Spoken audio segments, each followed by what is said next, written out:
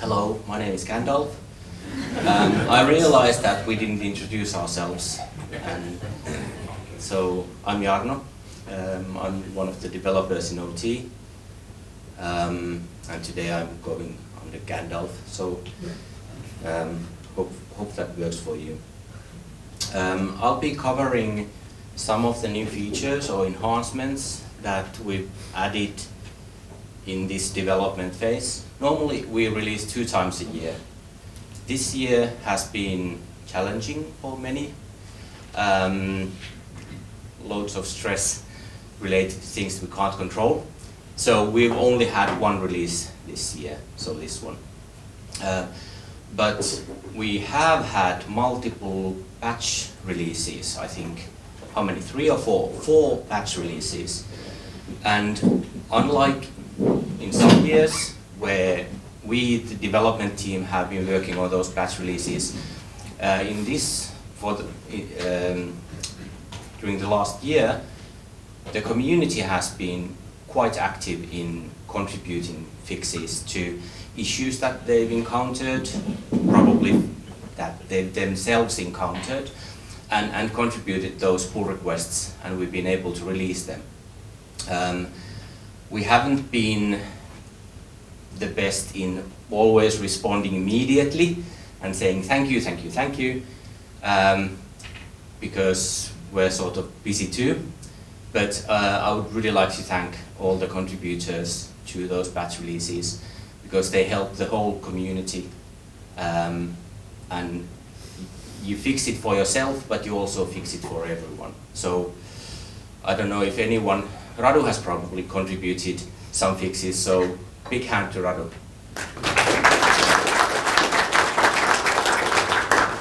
Okay.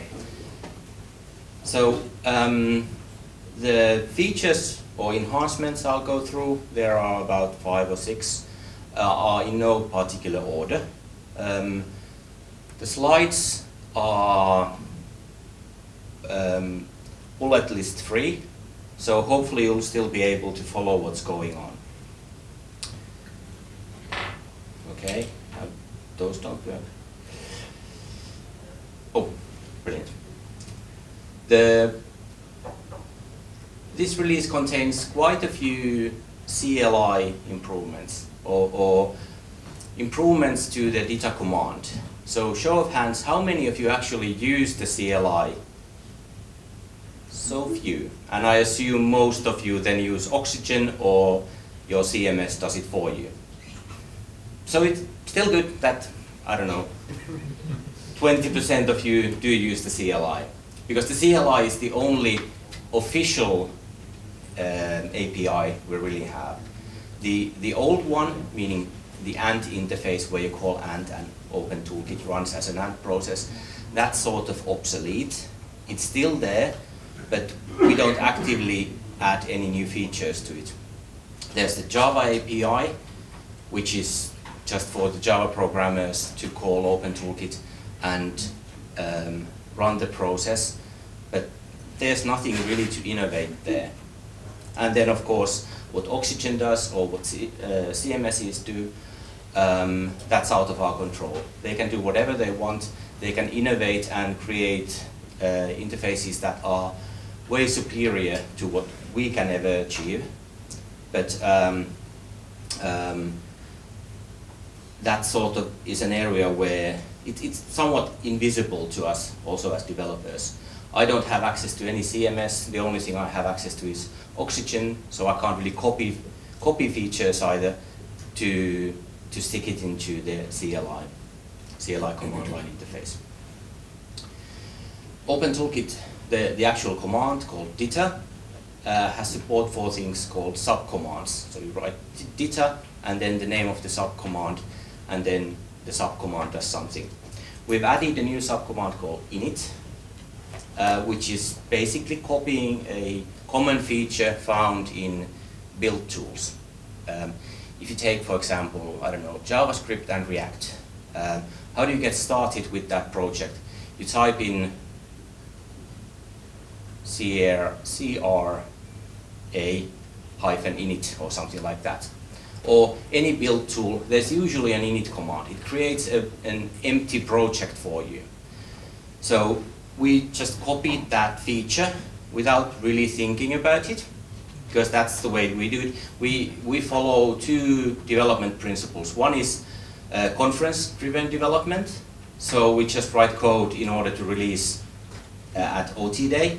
And then the other one is, this might be a good idea, without really thinking about the real use cases, because unlike what I think Radu said, we don't actually have managers, so we don't think about the business case. So this is supposed to be a terminal where you type in commands. I didn't want to live demo because those usually just fail. DITA, the command init subcommand -- list. You list all the projects that are installed on your system. So it prints out the name of a project and then a description. So projects are a thing that you can create with this command. What do projects contain? Well, whatever you want.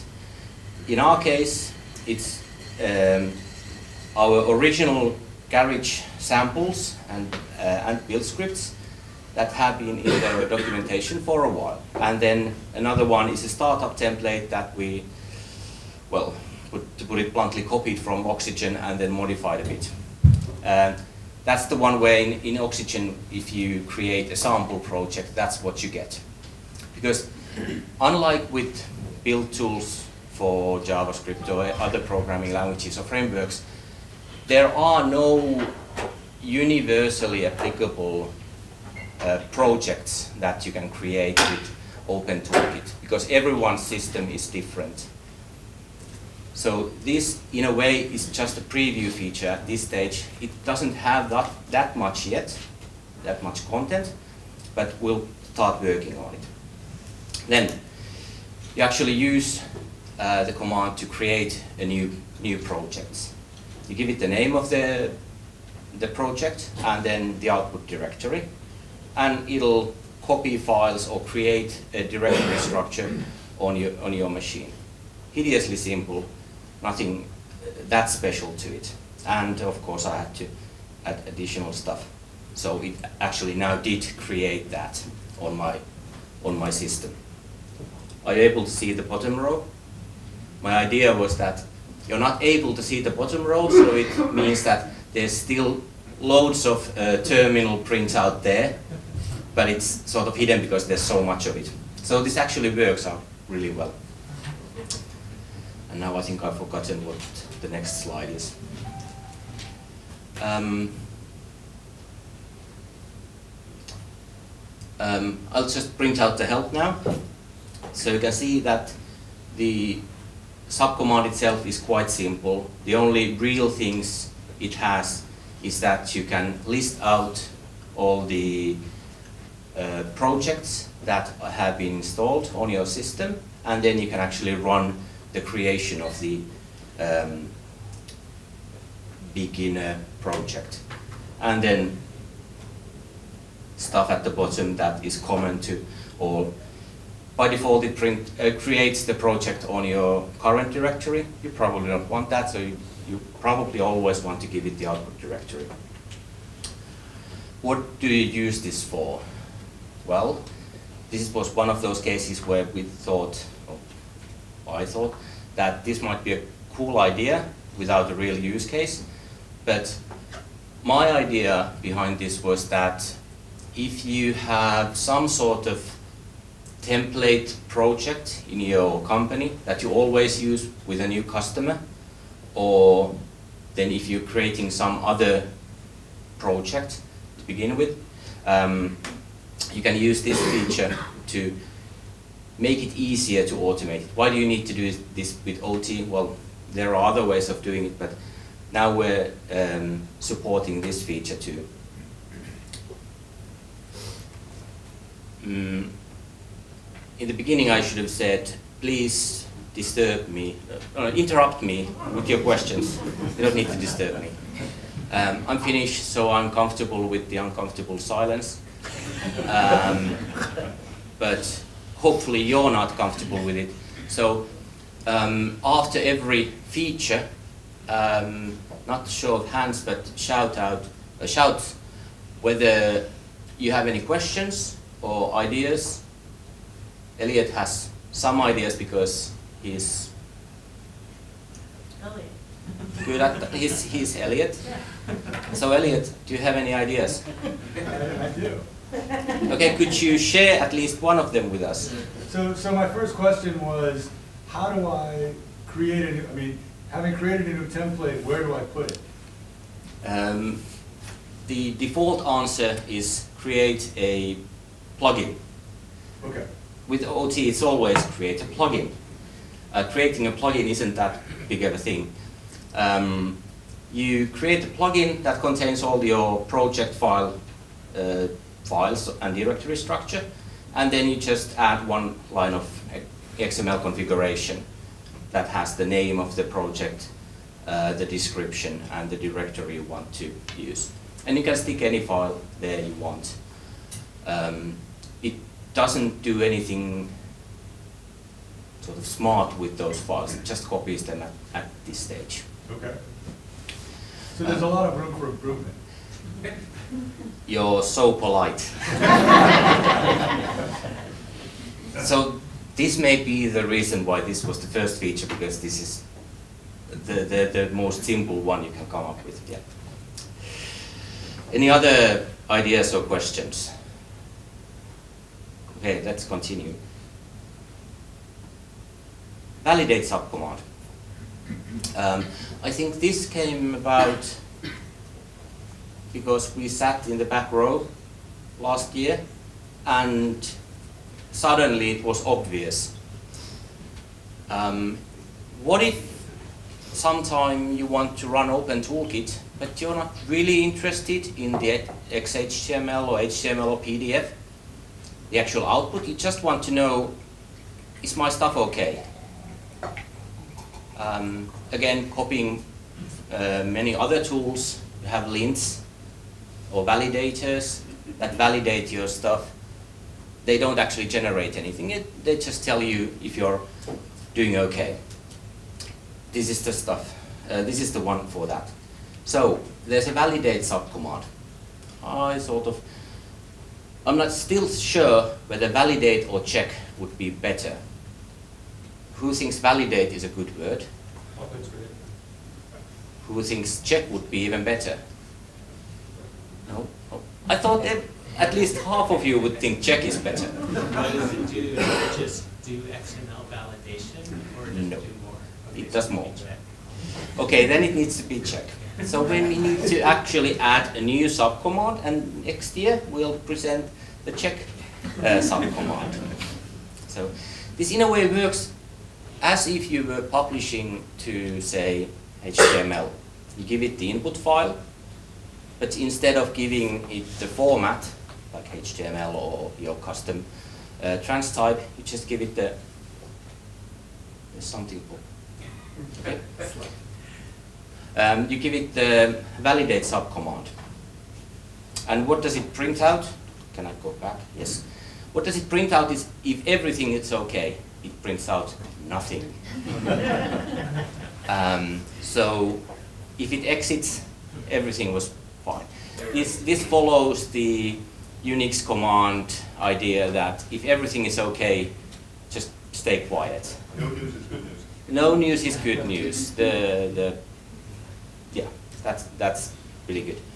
So I know some of you might find it uncomfortable that it doesn't print out anything. So we may in the future releases add something like everything was okay, successfully validated, no issues found. I personally like it that it doesn't print out anything. And if you echo the exit code for the previous command that was run, it'll print out 0. How many of you understand what this means? Okay, about 40%. So it means that if the exit code is 0, everything was okay. If it's not 0, something went wrong. So then you're working on something that's not quite all right yet. That's the work in progress data map you're working on. It'll print out an error. It found some issue there, and the exit code will be 1. It could be, I don't know, 66, but 1 is good enough because it's not 0. So what this internally does, it'll run the pre-processing steps just like it would during HTML or PDF transformation, and then just before it starts to actually work on the HTML or other PDF related conversions, it stops. So it runs through the pre-processing. It will discover XML validation issues, which are really not that common because you have tools that already do it. But it'll validate like broken links. If your keyrefs aren't defined, it'll throw a warning about it.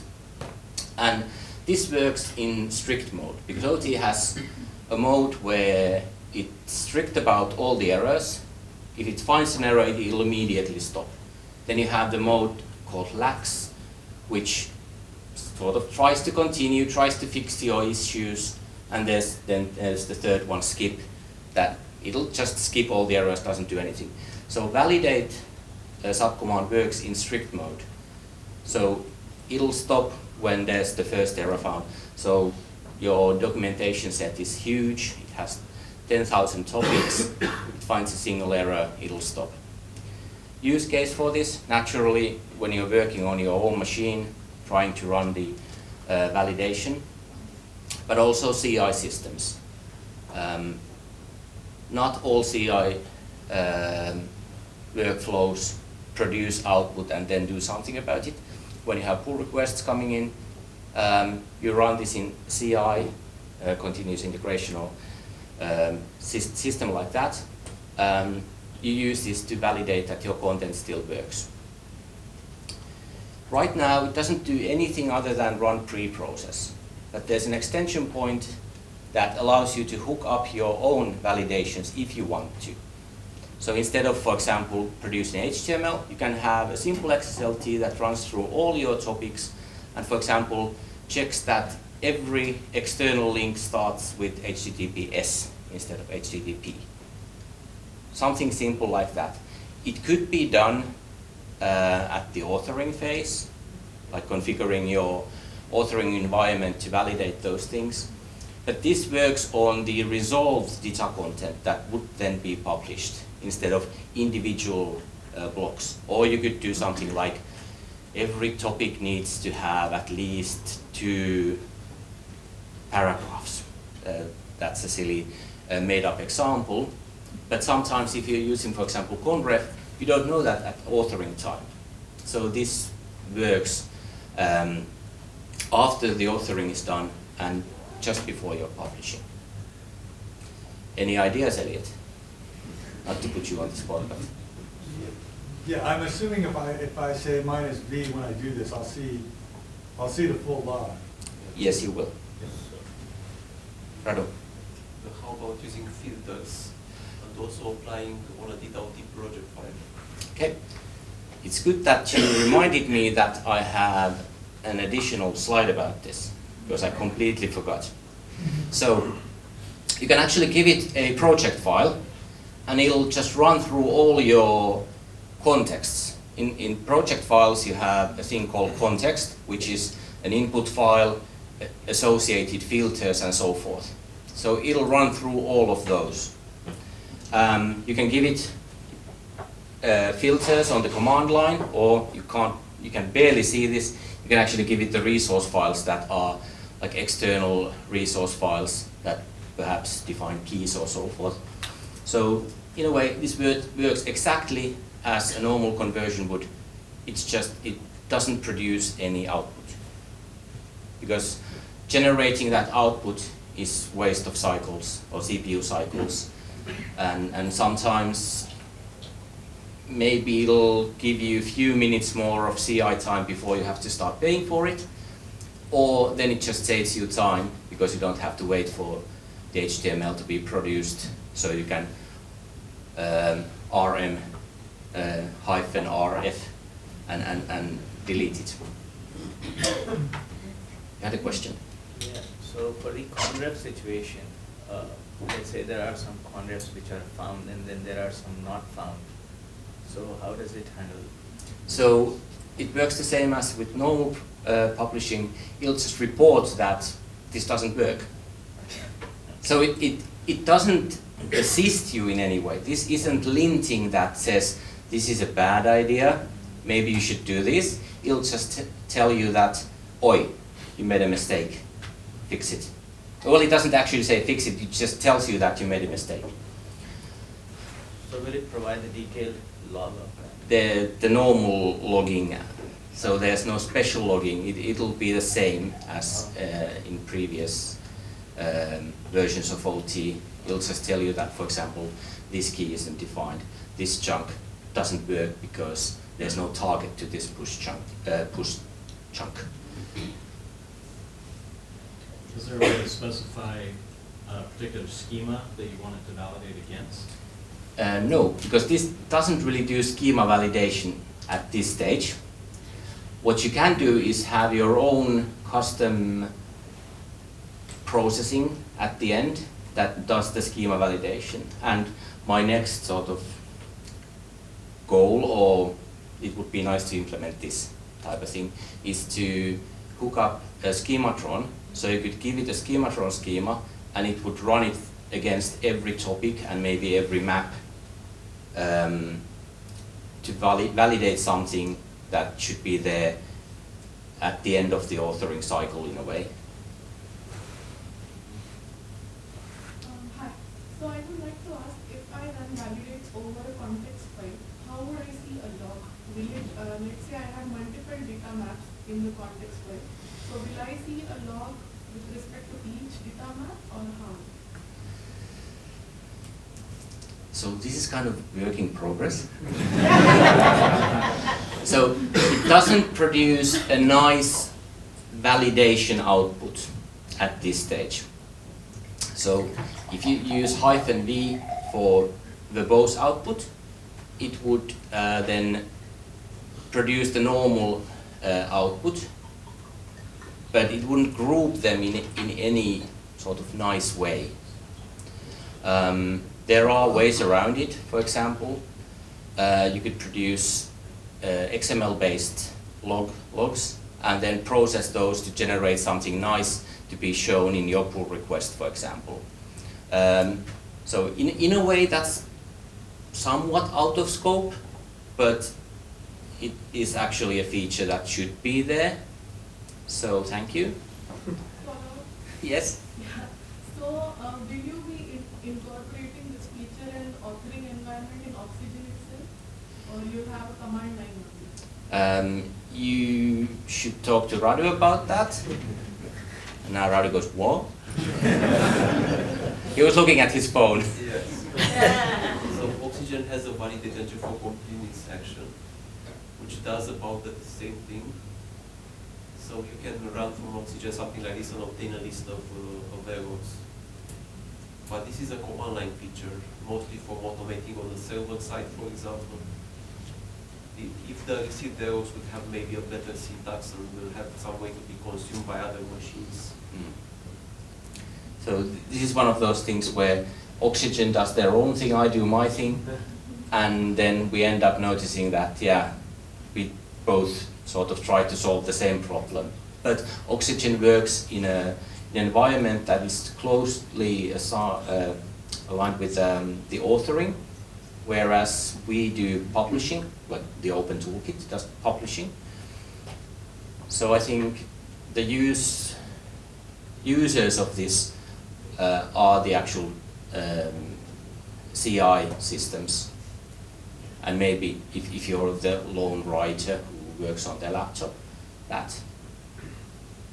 But there's probably room for improvement and maybe some sort of collaboration. But you can run this as a normal transformation type, it's called, validate. So you can still hook this up to your Ant-based system if you want. or run this as if it was just a normal transformation type. Yeah.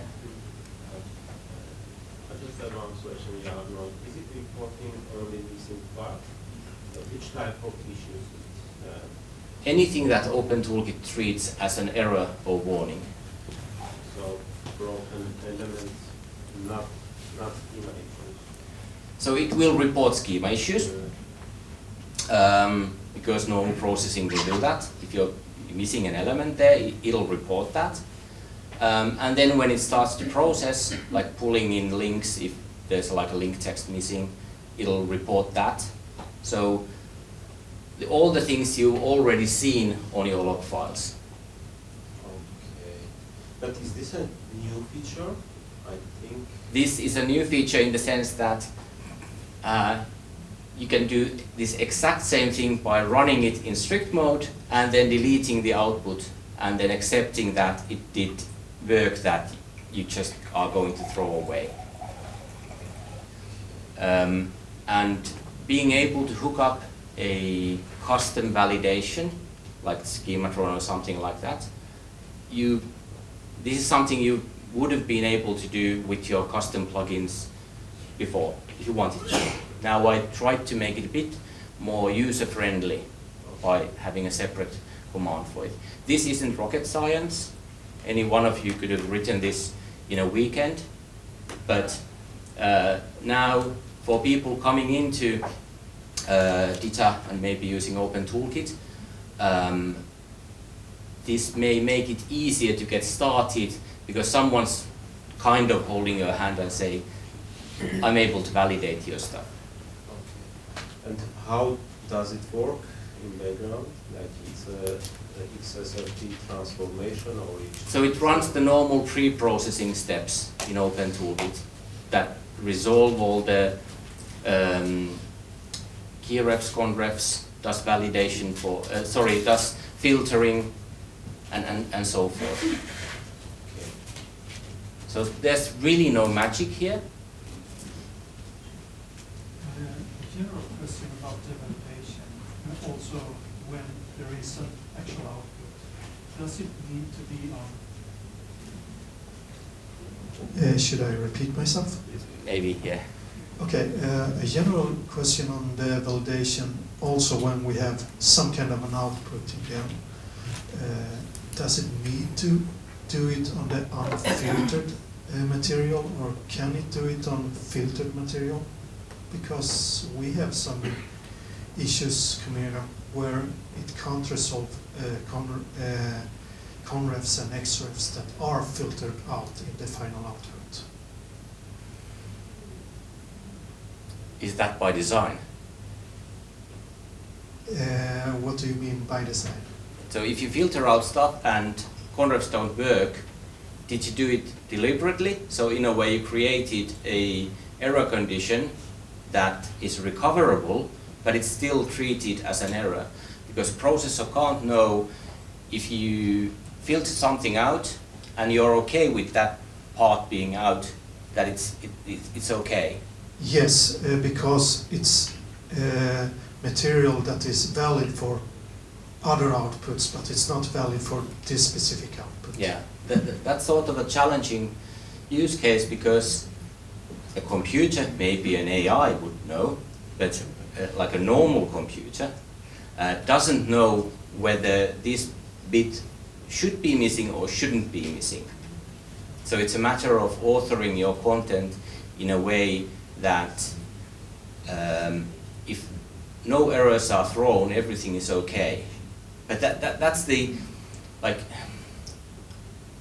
in my opinion, a stressful work environment where errors are something that you can ignore if you know which errors are ignorable. So in that sense, you always treat all errors as something to ignore because they probably didn't break anything. So this doesn't help you there, unfortunately. Okay, thank you. It seems I'm running out of time, but okay, so that's good. Let's continue. You're not doing time for one more question? Definitely. Is a possible use case for validate then, say I have large doc sets that I'm regularly publishing and I don't want to get through the full publish process, I want to troubleshoot or I want to occasionally test my content to see how ready it is for publishing. Does this save processing and time to run it, to validate it rather than push it through a full publish to get the same sort of error logs and error results? Yes, except usually the trans-type specific publishing, like PDF specific part of publishing, doesn't take that long. Right. Because especially if you're using like for example antenna house, it's so fast that once you've produced the FO file, it'll just process it really quickly. So in processing seconds, this doesn't help you that much, but it does save some time. Thank you. Yeah. Yep. Is there, I think maybe you answered, but is there a way to get some passable output? Like, because you say it's generalized normal logs from DITA OT, but is there a way also to get some like do I need to repeat or you tell me? Yeah, okay. So my question is there a way to get some parsable output like either XML or JSON so we can process that and show it in a nicer way somewhere else? I think you said it just generates the normal logs, so I guess we could switch to XML logs. I think that's possible, but is there a way to really get a file we can parse to display all the errors in another system? Or? So this is sort of an FAQ. I think our docs don't have FAQs, but if we had FAQs, this should be there. And then if it's in the FAQ, you should probably do something about it. So you probably should have a feature around it to sort of remove the need to even ask the question. So Ant has support for custom loggers. You can generate, for example, XML-based log. But the problem with XML is that you have to have a single root element. So log files are usually produced like one row at a time. So you can write the root element in the beginning and then go through all the process and write the end element. But that's probably not the best solution.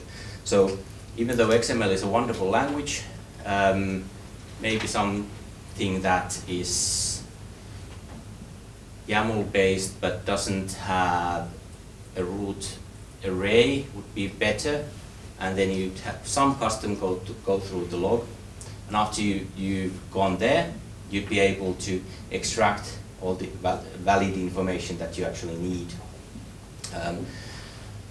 We don't have any built-in support for structured log files right now, and has support for that. You could do it. I haven't tried it in ages, but it's probably there, and has support for XML-based logs. So that's one option.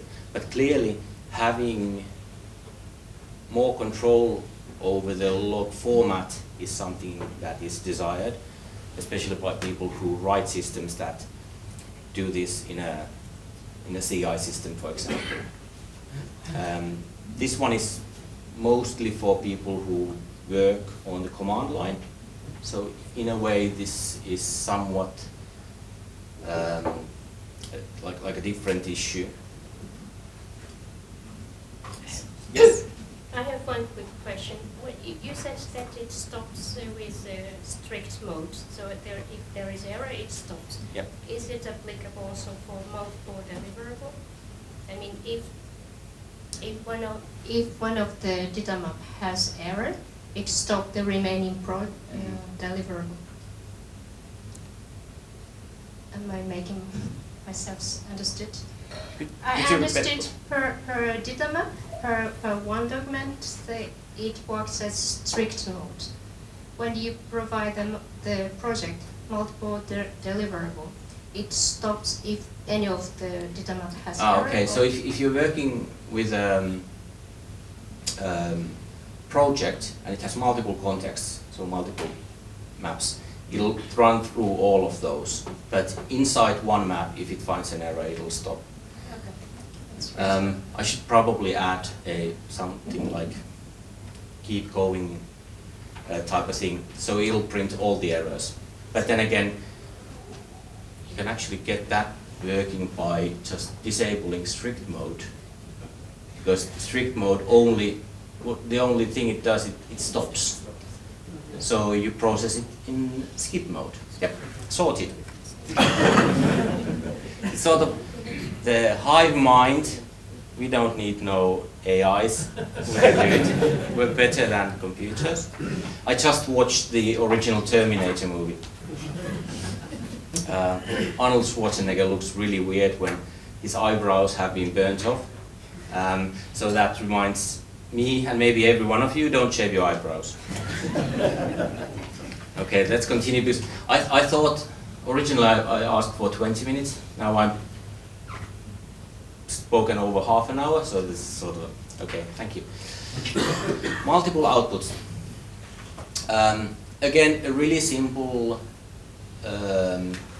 usability feature. Instead of just being able to say, I want HTML, you can say, I want HTML and PDF on one command. Really simple. But I know what you're thinking. You're thinking, it'll run the pre-process once and then produce two outputs. It doesn't. And why? Because pre-process is different between HTML and PDF, because, for example, PDF doesn't need to resolve chunking, because PDF is just one block. So they're different. And also, in this case, you wouldn't use different filters, for example, but you can use the whatchamacallit, the element that only applies to print. Is it print? Delivery target.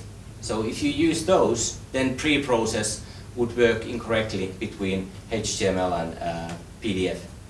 So no, it doesn't save you time, but it does save you if your outputs are small. It will help you a bit, because Java gets faster the longer it runs. So because you don't have to restart from the beginning, it'll be slightly faster if you do multiple transformations inside a single Java process. So I noticed that some people were disappointed, so maybe we need to see if it's possible to reuse the output from the pre-process in a way that we tell you that this may break your things, or this might produce incorrect output. You accept the risk. So that would work. One question, Jano. Yes? Does it run in parallel? No. A fair point.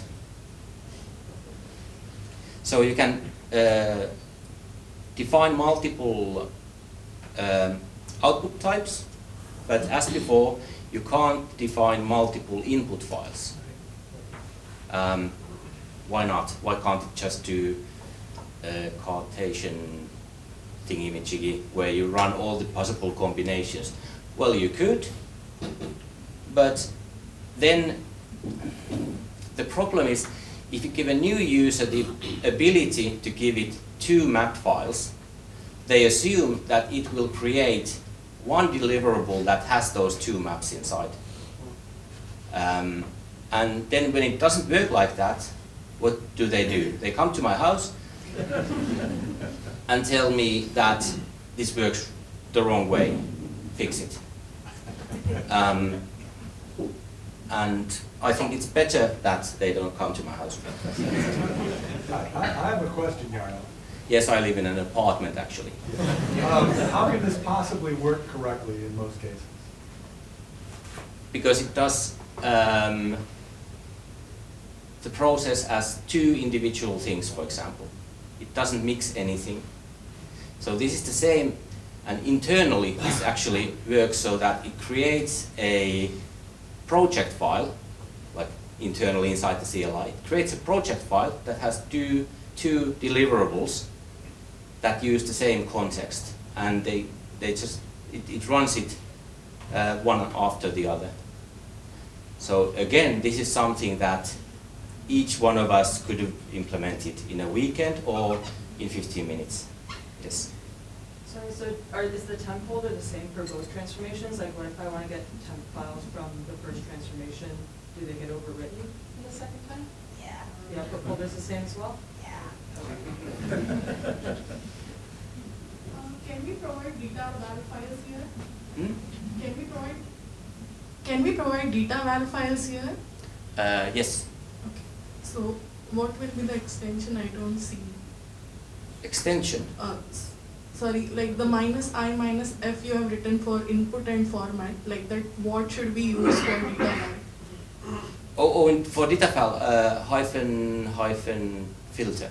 Oh, great, thank you. Yeah. But you'd only get one filter, you'd only be able to specify one data val for 2 outputs. Yeah. So if each one needed a different value or delivery target, you can't do that this way. No, because you should be using project files. Project files, right. Which were discovered by a couple of people, like individually or separate from each other, and then they came and spoke with each other and realized this is a good idea. That would be me and George, like years ago. He started to think about project files also, so we both discovered that. Okay, good. Let's continue. Running really long. So I'll just, all the remaining features which are probably the most interesting ones, I'll just skip over quickly. Who here thinks Markdown is a good technology and a good idea? At least few. Who here thinks XML data is a good idea? Who thinks mixing those two in a single file is a good idea? I thought so. So some people, when they wake up, they choose violence.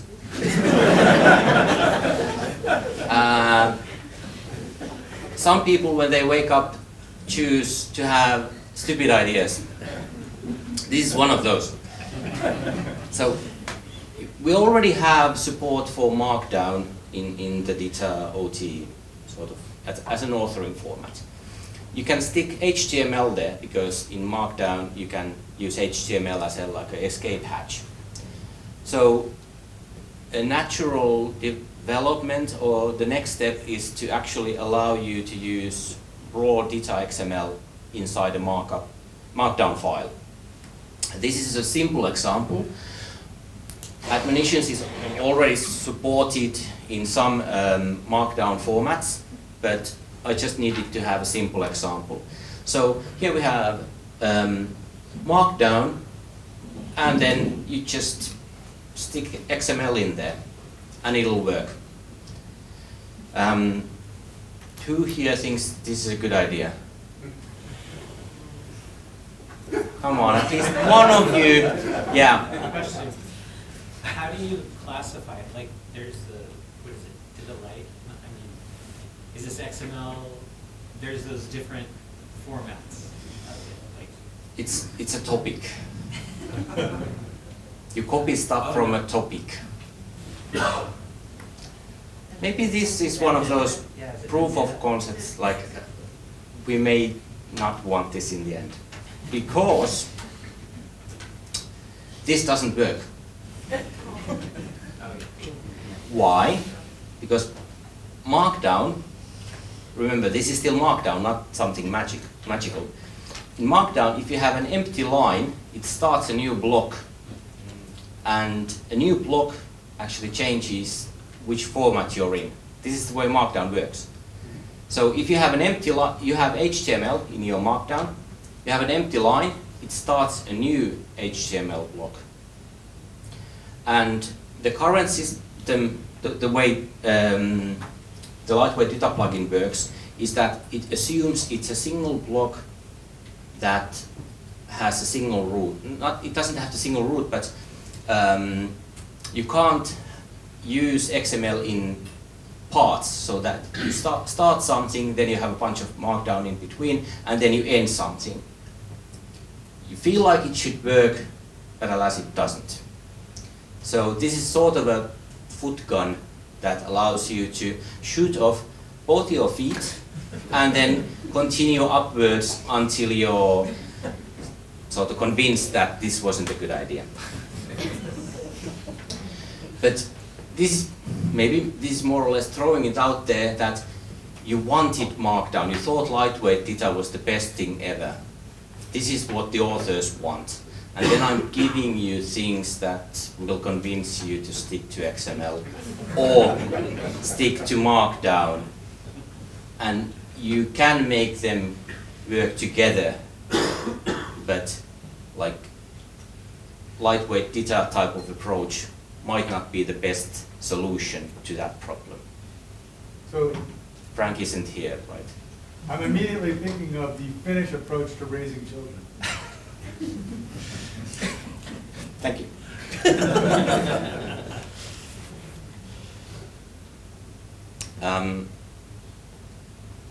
Can I still continue? Okay, thank you. Theme files were added a couple of releases ago. PDF2 has been notoriously difficult to extend by people who are not programmers, who don't know XSL FO. So theme files were added as a simple way of customizing PDF output. ASCII Doctor is an like processor for ASCII Doc, the format. ASCII Doctor has support for extents, so I copied it. ASCII Doctor has support for default style sheet, so I copied it. So I'm just taking features from other tools that seem to be able to make it work and use that. So the idea behind the default theme is to have same defaults for various things you might want to style. And the goal, like the long-arching goal, is to remove the dependency to PDF2 default styling. So at some point we wouldn't need to talk about PDF2 anymore, because we wouldn't use any of the default styling from PDF2. They're not that bad, but in some cases they're not the best ones either. So when your manager goes and says you should make the topic headers in some other color, your template can be as short as this. Especially if you remove the comment, then it's even shorter. This is somewhat still a work in progress, because the actual default theme doesn't contain as many defaults or styling defaults as I would want it to. But it's a challenge because you don't know all the things that you might want to style, and I don't have access to different customizations that people have made for their company. So there may be things missing there, but that's just because I work in a vacuum in a cave. We also improved the support for book maps. The support really wasn't there. You don't really need to read this. It's just there as something to look at. So the theme files didn't really work well with book maps, because book maps are actually quite complex. For example, how many of you use book maps when you publish? Few. How many of you use parts? How many of you use parts and top-level chapters in the same book map? Really? Some projects. I thought no one would do that.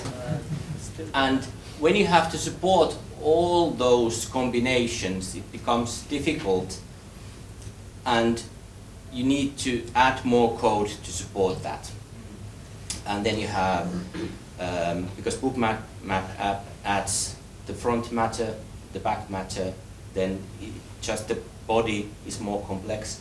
So it wasn't implemented in the original implementation that released, but now we support more book map structures And for example, how many of you use table of contents, or chapter level table of contents? Okay, how many of you use part table of contents? Very few. Well, if we had bigger of an audience, then maybe. But this now allows theme files to be used by more people. Probably most of you already use PDF2. You have your custom thingy, and you don't use theme files. But for people coming into OT and maybe who don't need exact control over everything, theme files are enough. And now it's easier to do with book maps. We released other features that we didn't cover here. The release notes are available now on the website, so you can go and have a look. I thank you.